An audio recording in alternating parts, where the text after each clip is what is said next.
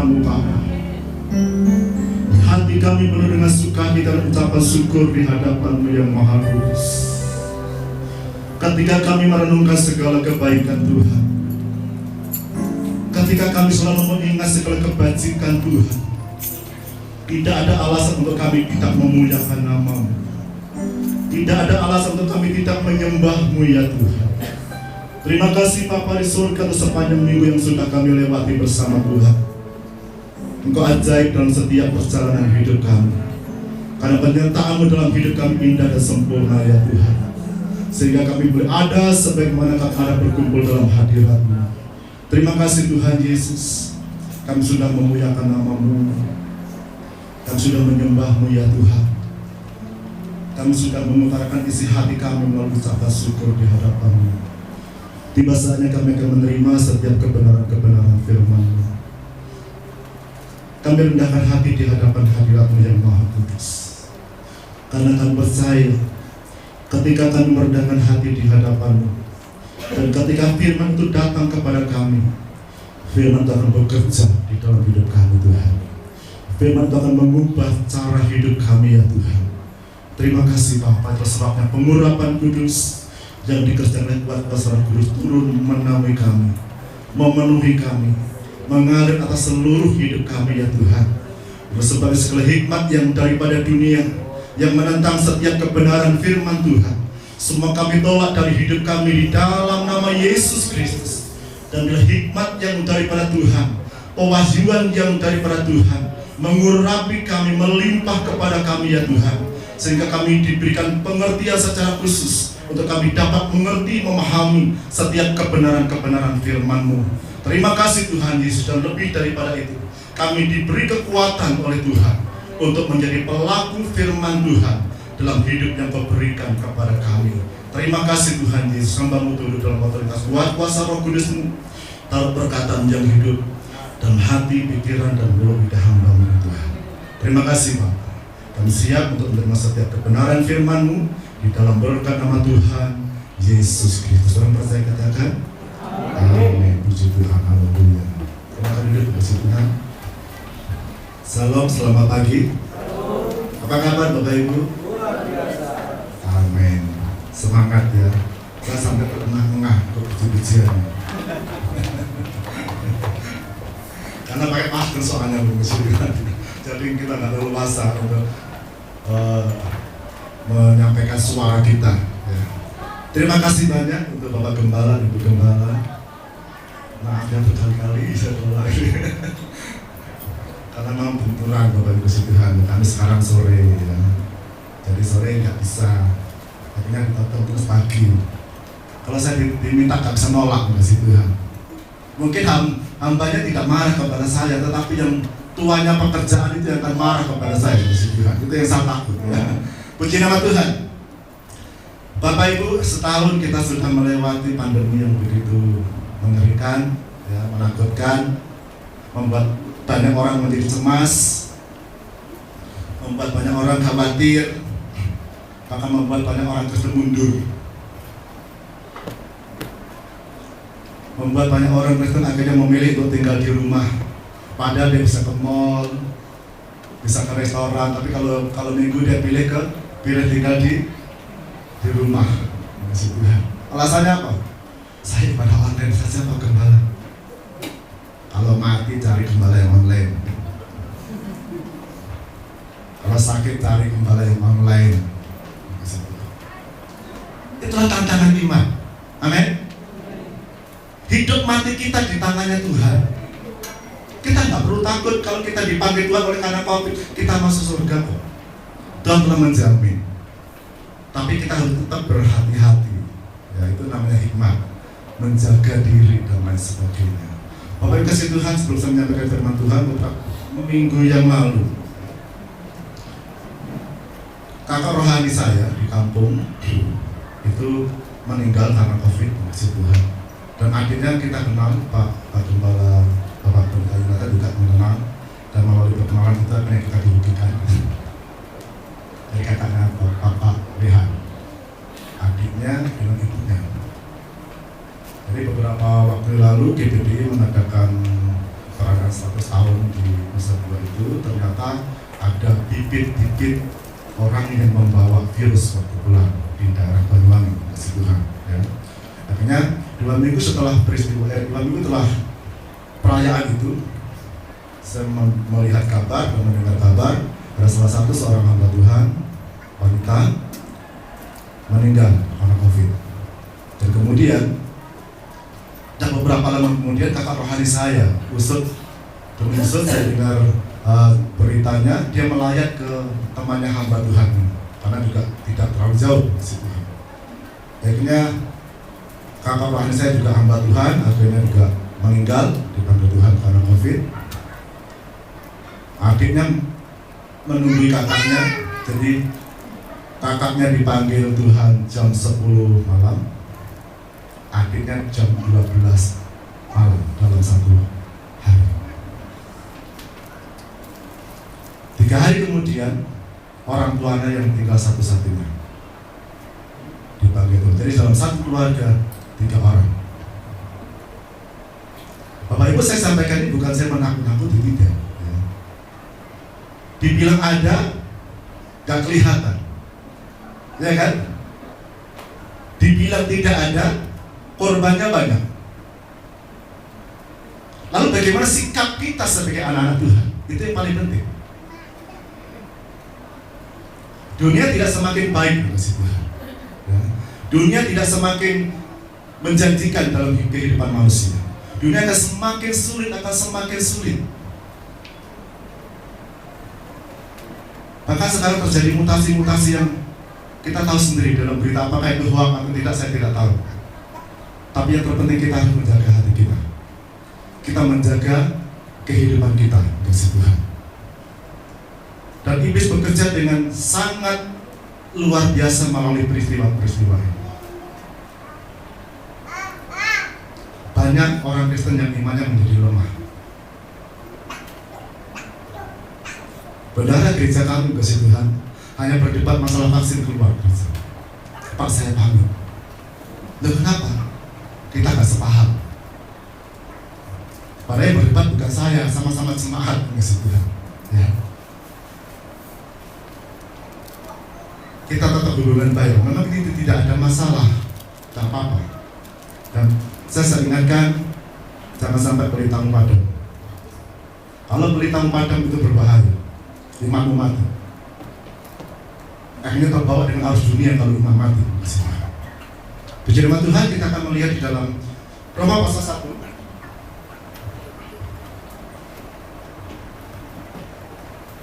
Untuk menghormati pembacaan firman Tuhan, saya selalu senang kalau kita bangkit berdiri bersama-sama. Roma pasal 1 ayat 16 sampai 17.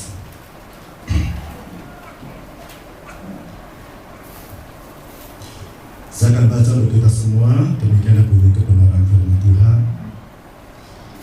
Sebab aku mempunyai keyakinan yang kokoh dalam Injil, karena Injil adalah kekuatan Allah yang menyelamatkan setiap orang yang percaya. Pertama-tama orang Yahudi, tetapi juga orang Yunani. 17. Sebab di dalamnya nyata kebenaran Allah yang bertolak dari iman dan memimpin kepada iman. Seperti ada tertulis, orang benar akan hidup oleh iman. Yang percaya katakan amin. Puji Tuhan, silakan duduk berkasih Tuhan. Saya berikan tema hari ini, hidup dengan iman. Amin. Siapa mau hidup dengan iman? Halo. Puji Tuhan. Karena kalau kita hidup dengan iman itu hidup kita itu luar biasa. Luar biasa itu tidak diukur berapa banyak yang kita miliki secara materi. Itu ukuran yang salah. Banyak kali orang mengukur, wah imannya orang ini sedang bertumbuh, ya, ketika dia sedang diberkati secara materi. Ukurannya bukan di sana, ya. Itu berkat yang terakhir kata firman Tuhan, hal-hal materi. Kitab ini tuh, surat ini tulis oleh Rasul Paulus, dan kita tahu sendiri siapa itu Rasul Paulus, ya. Dan dia dia mendedikasikan dirinya untuk Tuhan, untuk Injil. Kasih Tuhan. Dan ketika dia mendedikasikan dirinya untuk Injil, dia melihat perbuatan-perbuatan Tuhan yang luar biasa. Dia hidup tidak fokus kepada dirinya, tetapi dia hidup fokus bagaimana dia menyukakan Tuhan yang telah menebusnya, menyenangkan hati Tuhan yang telah menyelamatkan dia, bahkan yang telah memanggilnya secara khusus menjadi seorang Rasul Kristus. Sampai-sampai dia mengatakan mati adalah keuntungan. Pada umumnya kematian itu bukan keuntungan, kasih Tuhan. Benar gak? Ya. Pada umumnya kematian itu bukan keuntungan. Hanya Rasul Paulus yang berani mengatakan bahwa mati itu adalah untung. Kenapa? Karena dia memiliki kepastian dengan iman. Ketika dia dipanggil Tuhan, dia bersama dengan Tuhannya. Tidak mudah-mudahan, tidak semoga, kasih Tuhan. Ya. Makanya dia berani menuliskan dengan pewahyuan Roh Kudus. Dia memiliki satu keyakinan yang kokoh, yang kuat, yang tidak dapat digoyahkan oleh apapun. Sampai dia juga menuliskan, siapakah yang dapat memisahkan kita dengan kasih Kristus? Kelaparan? Sekarang belum ada kelaparan, orang sudah mulai meninggalkan Tuhan. Penyakit? Ketelanjangan? Artinya kita papa tidak punya apa-apa. Ya, kebangkrutan? Bahkan kematian sekalipun, kata Rasul Paulus, tidak dapat memisahkan dirinya dari kasih Kristus. Kenapa orang ini berani memiliki satu statement yang begitu hebat? Karena dia mengalami perjumpaan dengan Tuhan. Dia mengalami bagaimana kasih Tuhan itu dalam hidupnya. Nah, kita sebagai orang percaya harus mengalami hal itu. Orang Kristen yang tidak mengalami perjumpaan dengan Tuhan tidak akan pernah bisa bertumbuh imannya. Kristen tapi Kristen label. Tahu maksud saya? KTP-nya Kristen, tetapi hidupnya tidak mencerminkan sebagai pengikut Kristus. Tidak bisa menjadi pelaku firman. Ya. Itulah sebabnya mengasihi Tuhan, iman kita dari waktu ke waktu itu harus semakin bertumbuh, terus semakin bertumbuh, terus semakin bertumbuh. Kadangkala Tuhan membuat iman kita bertumbuh, itu kita diperhadapkan dengan kesulitan-kesulitan dalam hidup, masalah-masalah dalam hidup. Itu bukan berarti Tuhan tidak sayang kepada kita. Justru sebaliknya, Tuhan sedang mendidik kita sebagai anak-anaknya, kasih Tuhan. Amin. Yesus tidak pernah berjanji, kalau kamu ikut aku semua akan beres. Tidak. Kalau engkau ikut Tuhan, kata orang sih, langit akan selalu biru. Bapak Ibu, langit selalu biru berarti kemarau terus, nggak ada hujannya, nggak enak juga. Tuhan tidak pernah berjanji, kasih Tuhan. Dia mengatakan kalau kamu mengikut aku, kamu harus memikul salib. Bicara tentang penderitaan.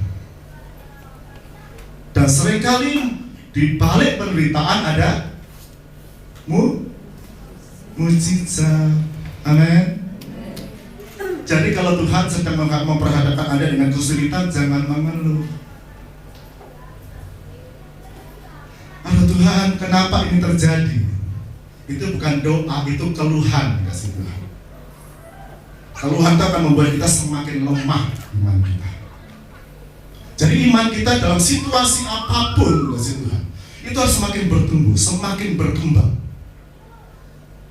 Karena Tuhan mau ketika iman kita itu menjadi berkembang dan terus bertumbuh menjadi dewasa, kasih Tuhan, Tuhan mau kita itu dapat mendemonstrasikan apa itu iman. Amin.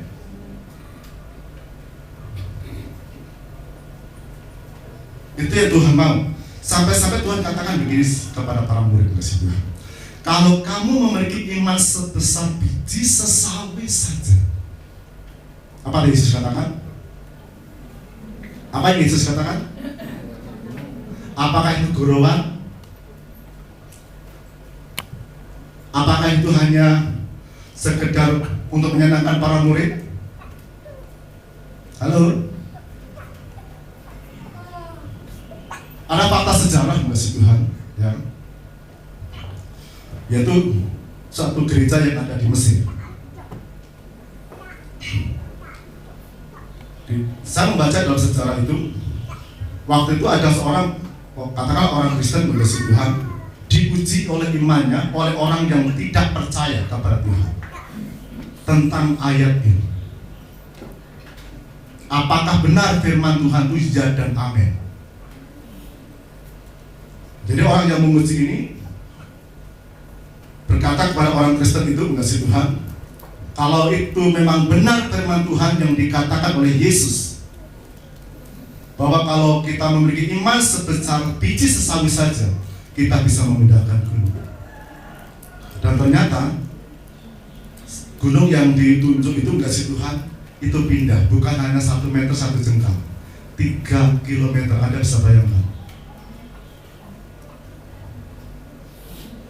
Halo. Jadi iman itu mengasihi Tuhan. Dia sanggup melakukan perkara-perkara di luar nalar kita, di luar jiwa kita, di luar perasaan kita, di luar kekuatan kita, mengasihi Tuhan. Ya.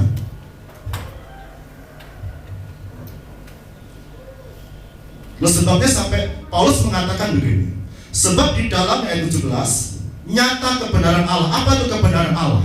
Yaitu firman-Nya yang adalah ya dan amin. Firman-Nya yang pasti, mengasihi Tuhan. Ya. Jadi di dalam Yesus itu tidak ada mudah-mudahan. Karena apa yang dikatakan oleh Tuhan itu pasti terjadi. Jadi di dalam Yesus itu hanya ada ya dan amin.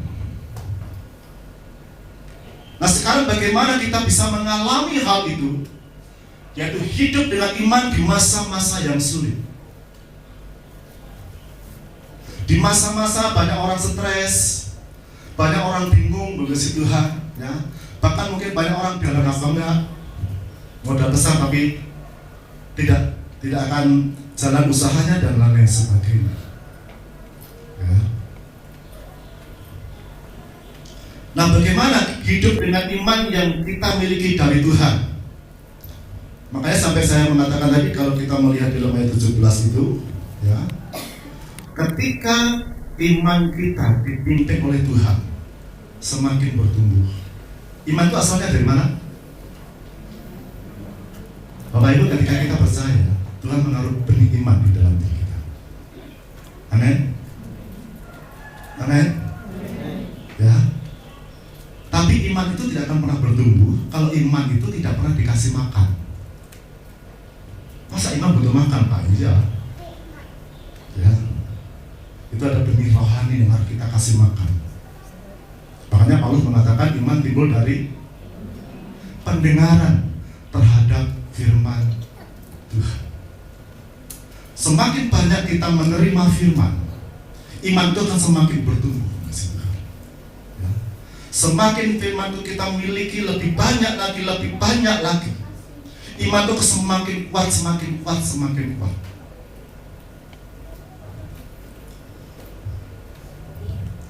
Oke. Ketika iman itu terus bertumbuh mengasihi Tuhan, maka iman itu akan menjadi sandaran dalam hidup kita. Sampai Paulus mengatakan orang benar akan hidup oleh iman. Dia tidak mengatakan orang benar akan hidup oleh uangnya yang banyak. oleh hartanya yang melimpah. Tidak. Kalau kita bicara tentang hal ini, kita melihat pengalaman-pengalaman Rasul Paulus. Bapak Ibu baca seluruh tulisan Rasul Paulus itu luar biasa. Itu bukan hanya firman yang diberikan Tuhan kepadanya, tetapi ada pengalaman-pengalaman hidupnya ketika dia mulai mendedikasikan hidupnya bagi kerajaan surga, bagi Injil Tuhan. Ya. Jadi bagaimana hidup dengan iman yang kita miliki dari Tuhan? Yang pertama, kita harus yakin terhadap firman Tuhan. Seringkali banyak orang begini kasih Tuhan, mulutnya percaya, hatinya bimbang. Hatinya percaya, pikirannya menolak karena tidak masuk akal. Benar nggak? Halo? Seringkali hidup itu kan seperti itu kasih Tuhan.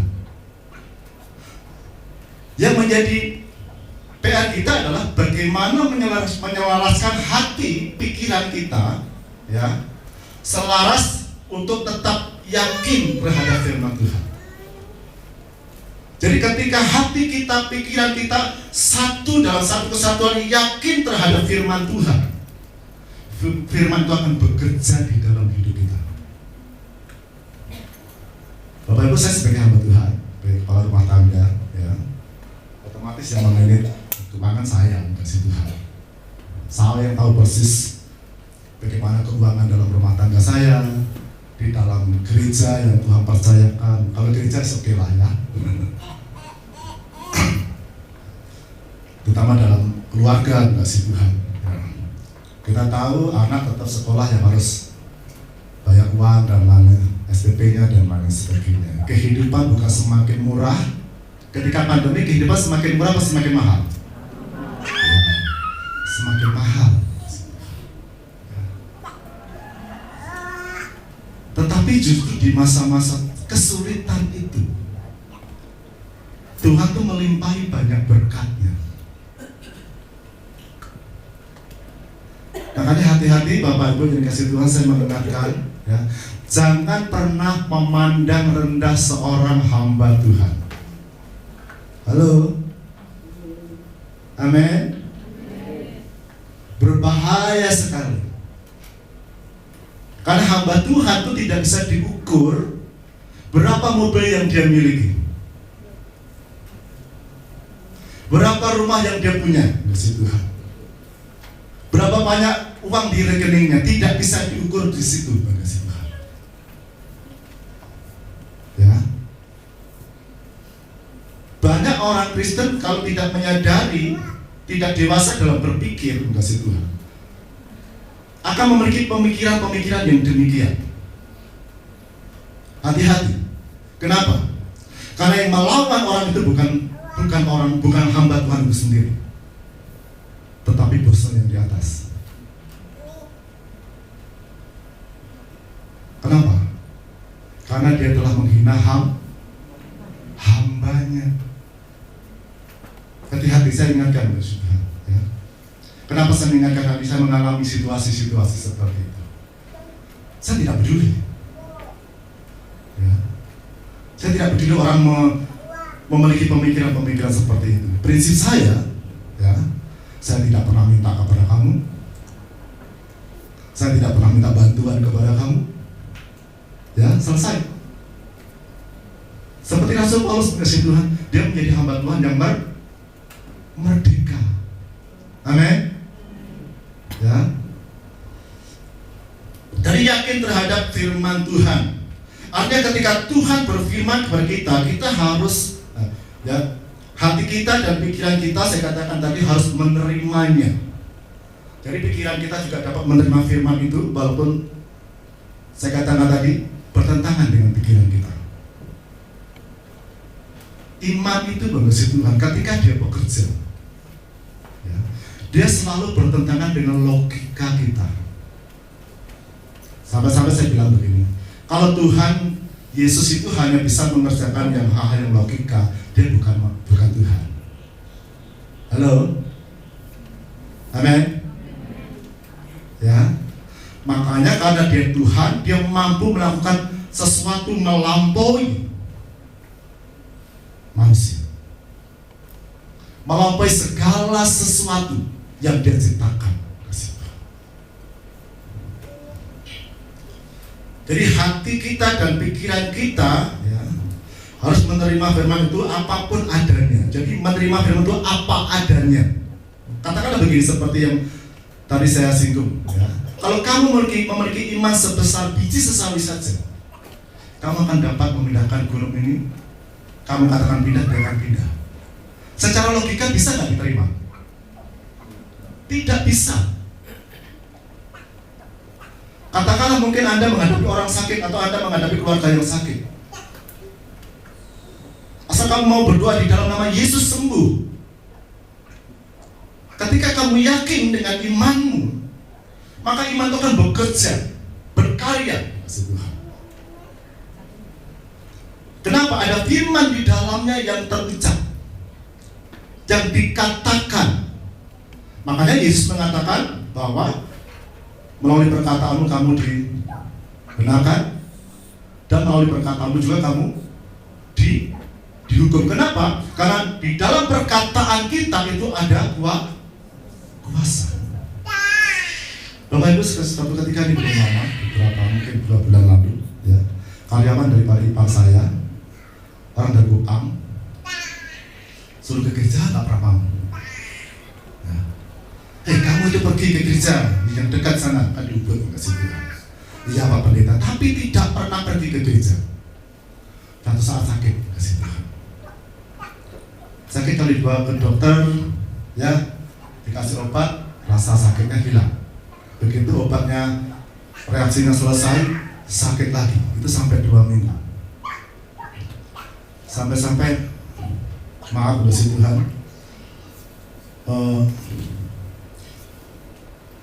Dianggap itu kanker getah bening, tapi ternyata bukan. Nah, suatu waktu anak muda ini, kasih Tuhan, sudah merasa mau mati. Lututnya udah bengkak, udah nggak bisa jalan. Dibawa ke dokter juga tidak mau sama ipar saya sebagai majikannya, ya. Waduh, nanti kalau mati bagaimana ini? Nangis ipar saya, kasih Tuhan.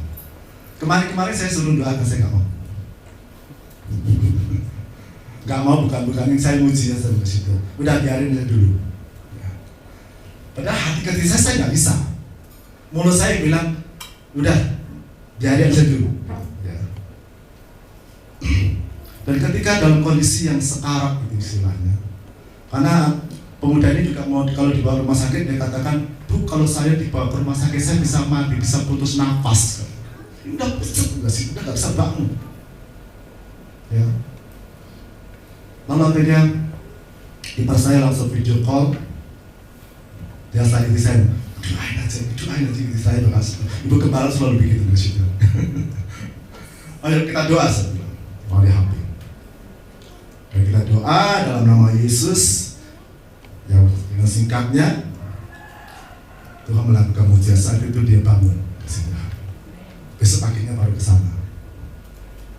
Kita sharing. Rupanya ada kutukan dari nenek moyang. Ada ikatan perjanjian darah dari nenek moyang. Bukan penyakit medis. Ketika dia mulai sharing, kita doakan. Puji Tuhan, hari ini sehat, bekerja. Itu iman. Amin. Jadi ketika kita memiliki iman itu bukan hanya untuk diri kita saja. Setiap perkataan yang engkau ucapkan itu ada kuasa di dalamnya. Ada penyertaan Tuhan di dalamnya. Ya.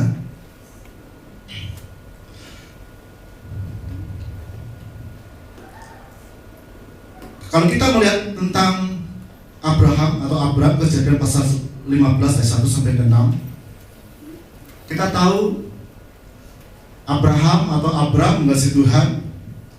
Dia dipanggil Tuhan dari Ur Kasdim, ya. dan dia mengikuti panggilan Tuhan, namun dalam kehidupannya dia tidak dapat memiliki keturunan dari istrinya, yaitu Sarah.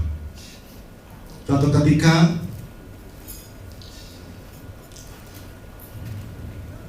Tuhan datang kepadanya, berfirman, kasih Tuhan.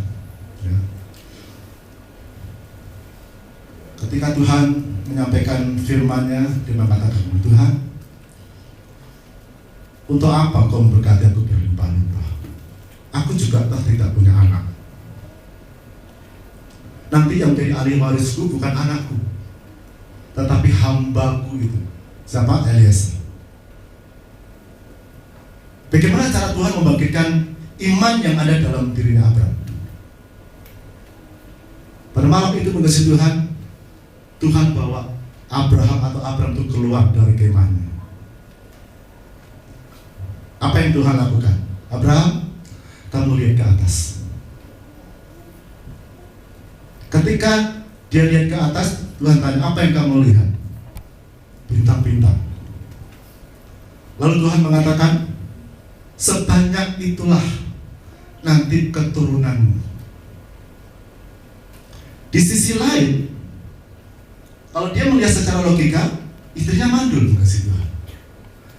Tidak punya dasar untuk dia percaya bahwa anaknya akan sebanyak bintang-bintang di langit. Tetapi ketika Abraham mendengar atau menerima firman itu, yang ajaib di situ, yang hebat sikap hatinya, maka percayalah Abraham. Amin. Dan Allah memperhitungkan itu sebagai kebenaran.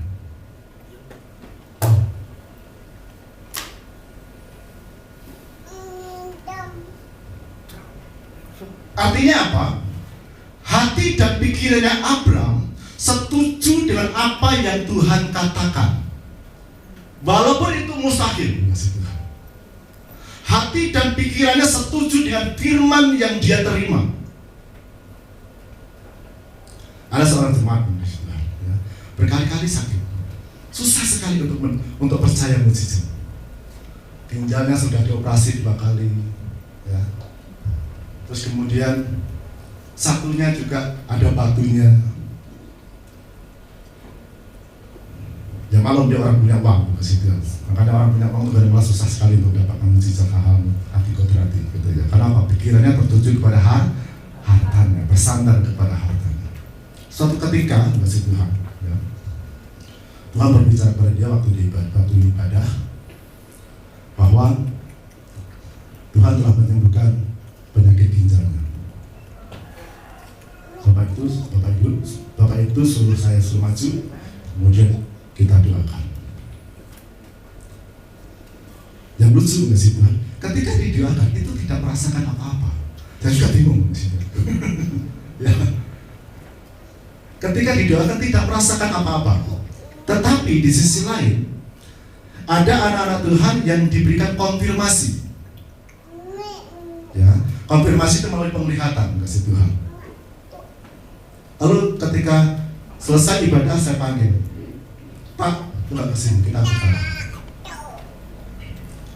Tadi ada konfirmasi dari ibu kita, seperti ini. Jadi seperti ada daging busuk. Bapak tahu pantatnya ayam itu? Tahu ya, pantat ayam itu ya. Nah, itu tapi busuk, kasih Tuhan. Itu pecah. Terima dengan iman bahwa itu sudah bersama Tuhan, sudah disembuhkan Tuhan. 2 minggu berselang, dia tetap gak merasakan apa-apa. Secara logika dia tidak bisa menerima kesembuhan itu. Tetapi kesembuhan itu sudah terjadi. Akhirnya ketika dia periksa dokter, batunya sudah hilang. Sudah gak pernah sakit-sakit pinggang lagi. Ya. Itu adalah firman Tuhan, kasih Tuhan. Ya. Jadi hati kita, pikiran kita harus selalu setuju dengan firman Tuhan. Enak ya? Percaya sama saya. Amin. Jadi kalau hati kita, pikiran kita terus setuju dengan Tuhan, Tuhan akan terus berkarya, bekerja di dalam hidup kita. Itulah yang disebut kita hidup dengan iman. Apalagi hal-hal cuma makan dan minum, kasih Tuhan. Ya, makanya tadi saya mengatakan di masa sulit justru berkat Tuhan datang, kasih Tuhan. Ya memang kadang-kadang Tuhan perhadapkan kita dengan situasi, aduh rekeningnya tinggal sekian. Ya, saya nggak pernah ngomong sama itu saya. Kalau rekeningnya tinggal sekian itu nggak pernah ngomong. Pokoknya ibu gembala yang penting, udah kamu terima yang penting ada uang. Ya, untuk kehidupan. Biar itu saya nanggung semuanya. Saya berpikir bagaimana caranya. Dan Tuhan selalu bekerja dengan ajaib, kasih Tuhan. Ya. Dan orang yang yakin terhadap firman Tuhan, ketika dia menghadapi tantangan hidup, dia tidak melawannya dengan caranya sendiri, dengan kekuatannya, dengan keahliannya, kasih Tuhan. Ada satu contoh yang hebat sebenarnya kalau kita melihat Matius pasal 4 ayat yang ke-4. Situasi yang dialami oleh Tuhan Yesus adalah situasi yang sangat sulit. Kenapa? Dia habis puasa 40 hari, 40 malam, tidak makan dan tidak minum. Lalu Roh Kudus membawa dia ke padang gurun untuk dicobai oleh iblis. Salah satu pencobaannya adalah, kalau memang kamu benar-benar anak Allah, jadikan batu-batu ini menjadi roti. Tapi apa yang dilakukan oleh Tuhan Yesus? Dia tidak menganggapnya dengan logikanya, kasih Tuhan. Tetapi dia melawan dengan firman. Amin. Jadi kita semua belajar menghadapi kesulitan dengan firman yang kita miliki. Maka Tuhan akan mengadakan pembelaan yang hebat. Lalu bagaimana caranya supaya kita bisa terus iman kita bertambah-tambah, Tuhan? Ya itu tadi, kita harus beri makan iman kita dengan firman. Makanya Yesus mengatakan menjawab kepada si pencoba, kepada iblis, bahwa manusia bukan hanya makan dari roti saja, tetapi dari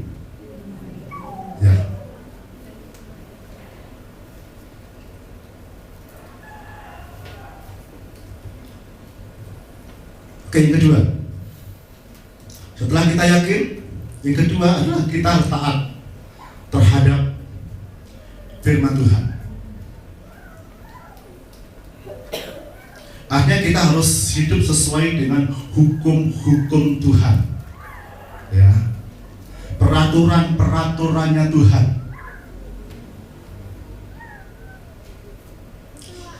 Kalau kita perhatikan Yosua pasal 1 ayat 5 sampai 7, kita singkat di sana, puji Tuhan.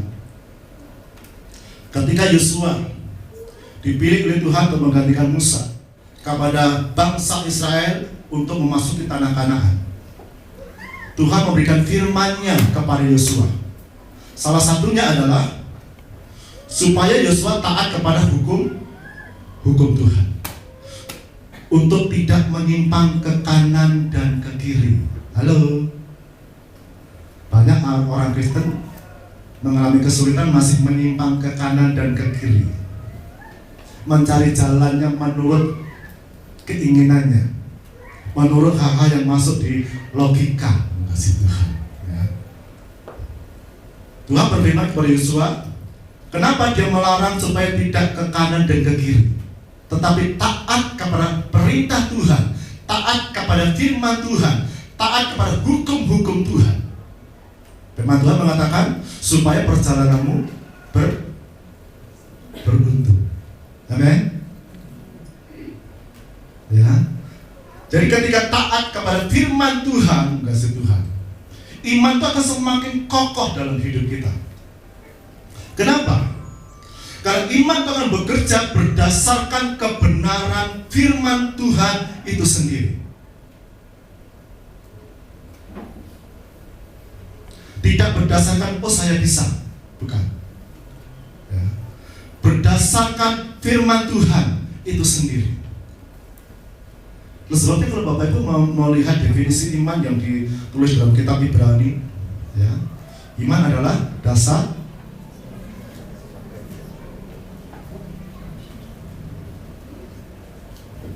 terbukti dari segala sesuatu yang kita harapkan.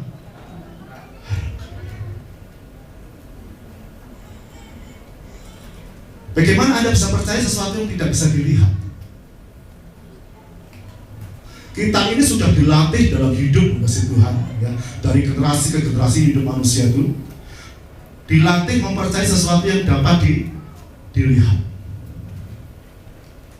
Makanya sampai Thomas mengatakan, kalau aku belum mencucukkan tangan jariku ke tangan yang berlubang paku itu, aku tidak akan percaya kalau Yesus itu bangkit.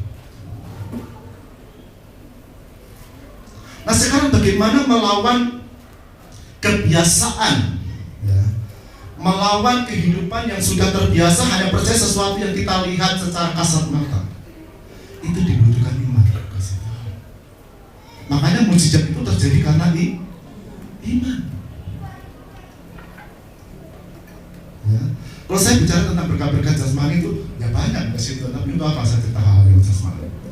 Saya percaya pemeliharaan Tuhan itu sempurna. Ya. Saya pernah mendoakan sekitar 6 tahun lalu suatu kebun merica di anak rohani di Makassar, kasih Tuhan. Ya. Rupanya kebun itu mulai panen, gitu ya. Ternyata setelah panen mericanya turunnya drastis dari 80.000 per kilo menjadi 40.000 per kilo. Akhirnya ditahan sampai 2 tahun. Tapi saya tidak mengharapkan kasih Tuhan. Lalu ketika dia turun dari kapal, dia telepon saya, Pak, minta rekeningnya. Ini mau ada persembahan dari kebun. Ya puji Tuhan, lumayan kasih Tuhan. Ya, dalam situasi yang tidak baik seperti ini, orang transfer puluhan juta kan enak ya.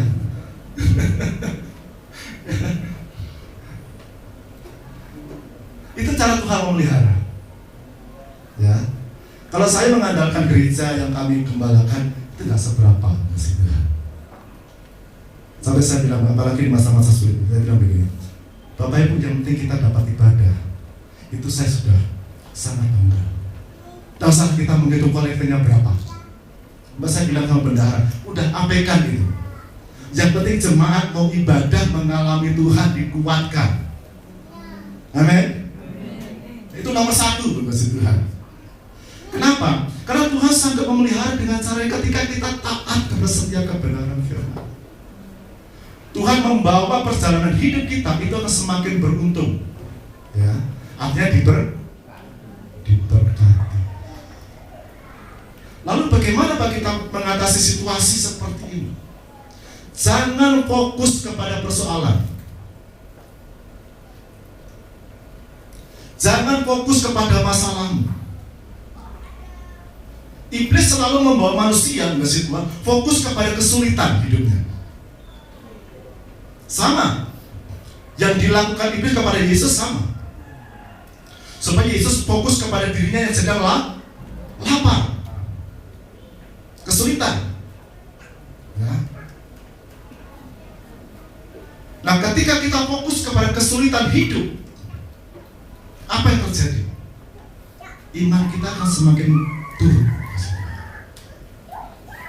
Kenapa? Pikiran kita terfokus, terkuras di sana. Perasaan kita terkuras di sana. Perhatian kita terkuras di sana. Berbeda kalau kita mulai fokus kepada firman Tuhan. Apapun yang terjadi, taat kepada firman Tuhan. Maka kasih setia Tuhan akan bekerja secara ajaib kasih Tuhan. Ya. Nah, mengapa kita taat kepada hukum-hukum Tuhan? Di dalam Mazmur 19, 8-10, karena hukum Tuhan itu adalah benar dan adil. Artinya, di dalam hukum Tuhan itu tidak ada keperpihakan kasih Tuhan. Di dalam firman Tuhan itu tidak ada manipulasi. Amin. Kenapa? Karena firman Tuhan dasarnya adalah kebenaran. Maka hukum-hukum Tuhan itu adil kasih Tuhan. Ya. Yang ketiga, tadi yakin. Yang kedua harus taat. Artinya kita tidak boleh menyimpang ke kanan ke kiri, fokus kepada kebenaran firman Tuhan. Kalau firman Tuhan katakan A, ya A, jangan B, kasih Tuhan, ya. Kalau firman Tuhan katakan ke selatan, jangan sampai kita ke barat. Amin. Jadi fokus kepada hukum firman Tuhan, apa yang Tuhan berikan kepada kita, apa yang Tuhan nyatakan kepada kita. Yang ketiga, menjadi pelaku firman Tuhan. Bapak Ibu pernah melihat pernyataan Ahok? Dia mengatakan, apa itu iman? Dia mengatakan begini, iman itu adalah ketika saya mati, saya masuk surga. Tidak sesimpel itu, maksud Tuhan. Ya. Orang yang memiliki iman yang benar, dia tidak akan menabrak kebenaran firman. Dia tidak akan melanggar firman Tuhan untuk pembenarannya. Halo? Dia harus menjadi pelaku firman. Kenapa? Ketika kita menjadi pelaku firman, kasih Tuhan, maka iman itu nyata melalui perbuatan-perbuatan kita. Makanya Yakobus mengatakan, iman tanpa perbuatan adalah mati.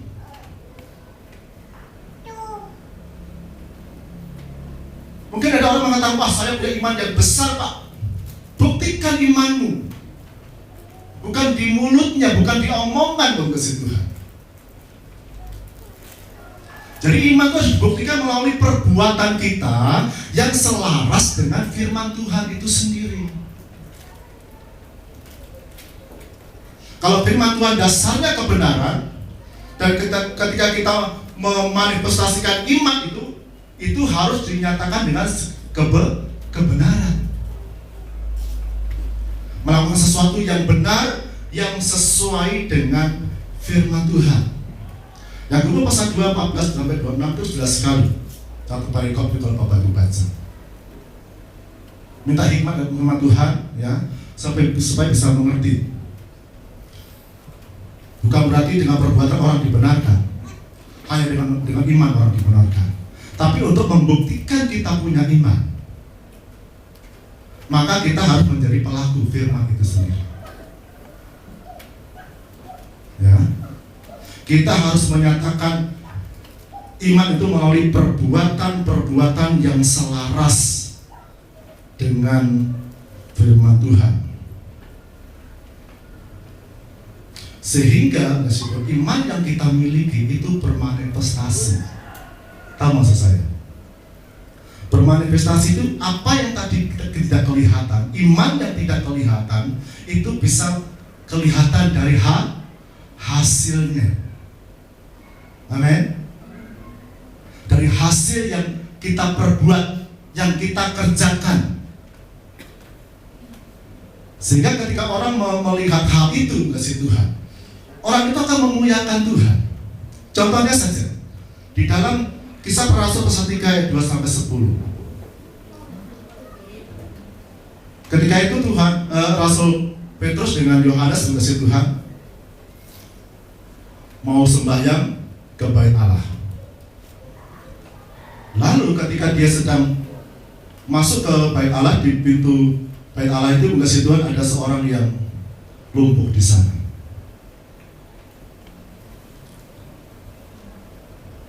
Jadi keluarganya taruh orang lumpuh di situ untuk mendapatkan sedekah. Ketika orang sakit itu melihat Petrus dan Yohanes kasih Tuhan, dia menengadahkan tangannya berharap bahwa Petrus dan Yohanes memberikan sedinar atau sekeping perak kepadanya kasih Tuhan, atau hal lainnya. Tetapi apa yang dikatakan oleh Petrus? Lihat kepadaku. Dikatakan, emas perak aku tidak punya, tetapi di dalam nama Yesus Kristus orang Nazaret, dikatakan, bangkitlah. bangun. Bapak Ibu, ketika Petrus mengatakan hal itu, si lumpuh ini langsung bangun tidak? Firman Tuhan mengatakan dia tidak langsung meloncat berkasih Tuhan. Petrus harus melakukan sesuatu. Itulah tindakan imannya, yaitu dia memegang tangannya lalu membantu orang itu berdiri. Dan apa yang terjadi? Akhirnya kuasa Tuhan bekerja. Iman itu termanifestasi. Kalau kita perhatikan Petrus itu siapa? Dia seorang yang suka bimbang, kasih Tuhan. Sedikit, bentar menggebu-gebu, ya. Sebentar imannya menyala-nyala seperti obor, kasih Tuhan. Tiba-tiba mati seperti kena air. Itu Petrus. Tetapi ketika dia bertumbuh di dalam pengenalannya kepada sang gurunya, ya, pengenalannya kepada Yesus semakin nyata, semakin bertumbuh, kasih Tuhan. Dia sudah tidak lagi ragu lagi menyatakan nama itu di depan banyak orang, termasuk di hadapan orang yang sakit. Itu adalah tindakan iman, kasih Tuhan. Ya. Dan ketika dia melakukan hal itu menurut firman Tuhan, maka Tuhan berkarya. Kenapa? Ketika Petrus melakukannya, dia tidak melakukannya dengan dasar, oh aku bisa, aku adalah murid Kristus. Tidak. Tapi dia mendasarkan karena kasih. Makanya iman itu harus didasari dengan kasih. Kalau kita mau mengaplikasikannya, maka Tuhan akan mau berkarya secara ajaib, kasih Tuhan. Ya. Sebabnya di dalam 2 Petrus 5 ayat 3-8 di sana juga ditulis, kalau kita memiliki iman tambah kebajikan. Itu sebagai bentuk kita menjadi pelaku firman. Ya. Setelah kita menambahkan iman kita kepada kebajikan, kemudian kepada pengetahuan. Pengetahuan tentang apa? Tentang kebenaran. Pengetahuan tentang siapa Yesus yang kita sembah. Sehingga ketika kita bertindak menjadi pelaku firman Tuhan, itu tidak ada keraguan. Amin. Karena orang-orang yang ragu tidak akan pernah mendapatkan apa-apa. Orang yang ragu tidak akan pernah bisa melakukan apapun. Kenapa? Karena orang yang ragu tidak dapat mengambil keputusan.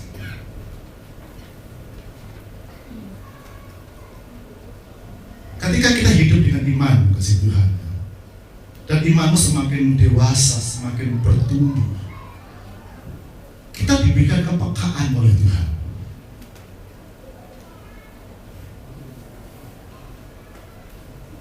Saya ini sering dimintain doa oleh orang-orang yang cukup jauh, kasih Tuhan. Dia hanya melalui telepon saja.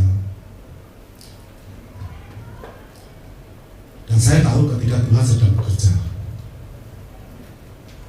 ini terjadi sesuatu. Saya tahu, kasih Tuhan. Jadi ketika habis doa, saya langsung tanya, apa yang terjadi? Apa yang kau alami? Ya. Jadi kalau Anda hidup dengan iman itu, hidupmu, manusia rohanimu tidak dapat dibatasi oleh ruang dan waktu. Amin. Pokoknya dasar banget ya. Ya. Luar biasa. Dan itu yang Tuhan mau. Apalagi sekarang di masa-masa begini, kasih Tuhan. Dunia butuh Anda. Amin. Mungkin Anda, aduh Pak, saya belum bisa berdoa, tapi mungkin Anda bisa sharing, menguatkan orang yang sedang terpuruk hidupnya, menghiburkan orang yang sudah tidak ada harapan dalam hidupnya. Ketika Anda melakukan dengan iman, Tuhan akan bekerja sesuai dengan kebutuhan orang itu. Tuhan akan berkarya melalui Anda sesuai dengan apa yang orang lain itu butuhkan. Dan itulah Anda sedang mempraktekkan iman itu sendiri. Makanya iman itu tidak bisa hanya kita memiliki iman saja, tidak bisa. Iman harus disertai dengan menjadi pelaku firman, yaitu menambah kebajikan tadi, ya, menambah pengetahuan supaya kita tidak tersesat, kasih Tuhan, ya. Lalu kemudian menambah penguasaan diri. Apa penguasaan diri? Ketika terjadi sesuatu yang besar melalui hidup kita, kita tidak menjadi sombong, tidak memegah-megahkan diri, amin. Tidak merendahkan orang lain. Itu namanya kita menguasai diri kita, ya. Kemudian ini yang paling penting, tekun. Ketika engkau sedang mempraktekkan imanmu kok tidak terjadi apa-apa, jangan berhenti. Iman itu seperti pisau, ketika pisau itu tidak pernah dipakai, apa yang terjadi? Dia akan berkarat, dia akan rusak. Begitu pun iman. Semakin Anda rajin untuk memanifestasikan iman itu, yaitu dengan cara menjadi pelaku firman, iman itu akan semakin tajam, semakin tajam, semakin tajam, semakin tajam. Dan ketika itu semakin tajam, artinya sesuatu yang lebih besar lagi, Anda sudah biasa. Amin. Menghadapi sesuatu yang rasanya nggak sanggup lagi, Anda sudah bisa mengatasinya. Kenapa? Karena imanmu sanggup mengatasi segala masalah itu sendiri. Imanmu lebih besar daripada masalah itu sendiri. Dan ketika itu Anda yakin bahwa itu iman itu memang seperti itu, kasih Tuhan, Anda akan beraragu untuk bertindak melawan kemustahilan. Artinya apa? Kita bisa mendatangkan sesuatu yang mustahil menjadi kita mustahil.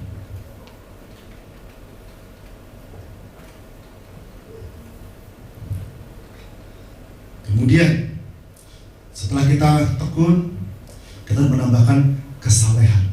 Saleh itu apa? Hidup takut akan Tuhan, menjauhi larangannya, mengikuti perintahnya. Itu saleh, kasih Tuhan. Jadi menjaga kekudusan, menjaga dirinya tetap layak di hadapan Tuhan. Kemudian tambah lagi kasih kepada semua orang.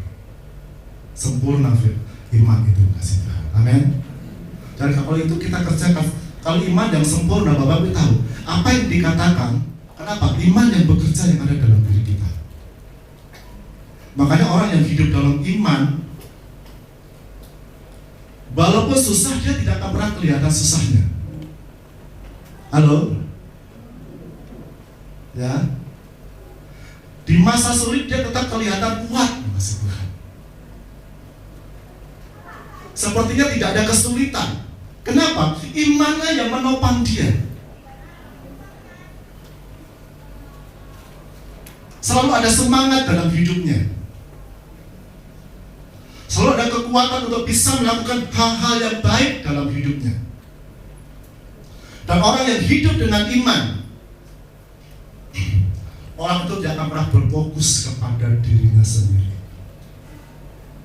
Dia akan selalu bagaimana bisa menolong orang lain. Halo? Kalau orang punya iman besar hanya untuk dirinya sendiri, itu bukan iman, kasih Tuhan. Orang yang punya iman yang benar itu adalah yang hidupnya hidup di dalam iman, kasihnya akan semakin banyak, kasihnya akan semakin besar kepada orang lain, ya. Kasihnya akan semakin melimpah. Karena ketika kasih itu melimpah, dia bergerak dan bergerak dan bergerak, imannya semakin dahsyat. Puji Tuhan. Kiranya Tuhan menolong kita di masa-masa yang tidak baik. Yang menjadi tantangan kita, di pertanyaan kita, Sekarang kondisi iman kita seperti apa?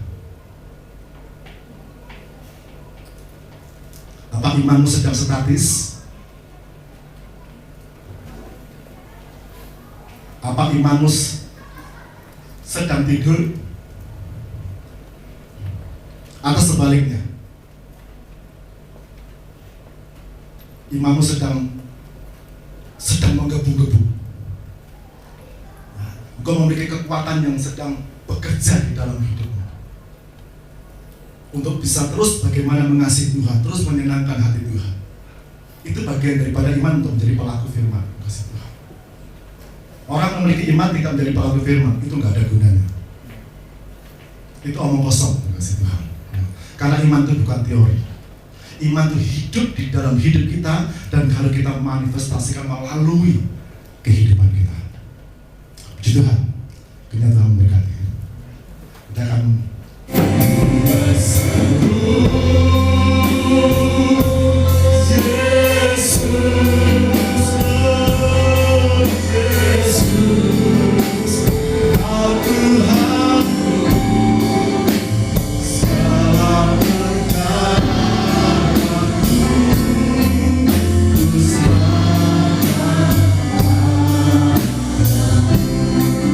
siapa kita mengadu dalam hidup ini kecuali kepada Tuhan. Ketika Anda berseru, bukan hanya berseru karena kita bisa memuji Tuhan. Hatimu harus berseru kepada Dia. Ketika hatimu terbuka untuk menyembah Dia, Dia akan turun. Dia hadir secara pribadi dalam kehidupan. Dia menyelesaikan masalah.